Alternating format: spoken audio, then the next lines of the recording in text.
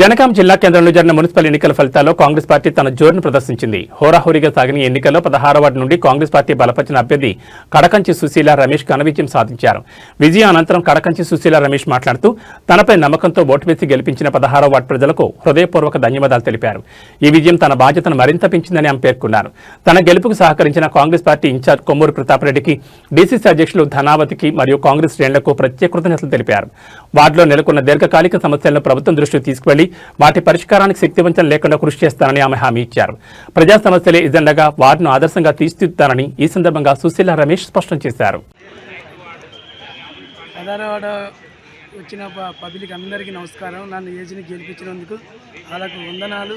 వాళ్ళకు ఇంటికింటికి కాలు మొక్తానని నన్ను గెలిపించి వందనాలు చేసి గెలిపించరు. ఇంటికింటికి వచ్చి కలిసి అందరికీ సమాధానం తీసుకుంటాను. నన్ను గెలిపించిన ప్రజలకు మన ప్రతాపన్న టికెట్ ఇచ్చి నన్ను గెలిపించినందుకు మన కాంగ్రెస్ తరఫున నన్ను అందరు గెలిపించేందుకు వందనాలని అందరికి నమస్కారం.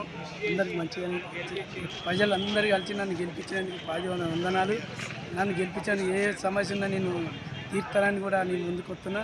ప్రజలకు సమస్యలన్నీ తెలుసుకొని కూడా ప్రజలకు నేను ముందుకు వస్తానని కూడా